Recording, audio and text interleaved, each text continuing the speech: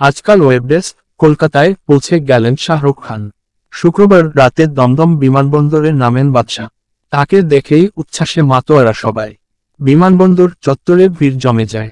ভক্তদের নিরাশ করেননি, হাত নাড়েন, ফ্লাইং কিস ছুড়ে দেন। পরনে সাদা টি শার্ট, হালকা নীল হাফ হাতা জ্যাকেট, জিন্স, গলায় লকেট এবং চোখে সানগ্লাস, মুখে হালকা দাড়ি। তাকে দেখে বিমানবন্দরে হুড়োহুড়ি পড়ে যায়। একেবারে শাহরুখ কায়দায় আরও একবার ভক্তদের মন জয় করে নেন। গাড়ি ছাড়ার আগেও আরেকবার উপস্থিত জনতার উদ্দেশ্যে ফ্লাইং কিস ছুড়ে দেন। সিন হিস্ট্রি শনিবার উদ্বোধনী অনুষ্ঠানের সঞ্চালকের ভূমিকায় দেখা যাবে কিং খানকে। সেই কারণেই একদিন আগে কলকাতায় চলে এসেছেন। পূর্ব পরিকল্পনা অনুযায়ী শুক্রবার রাতে ইডেনের উদ্বোধনী অনুষ্ঠানের মহড়া সারার কথা ছিল। উপস্থিত থাকার কথা শাহরুখের, কিন্তু সন্ধ্যে থেকেই ঝিরিঝিরি বৃষ্টি শুরু হয়েছে।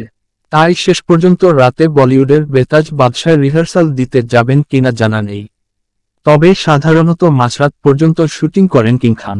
সুতরাং রাতে ইডেনে হাজির হলেও অবাক হওয়ার কিছু নেই। তার জন্য প্রস্তুত ভেঙ্কি মাইসোরা দাঁড়ি।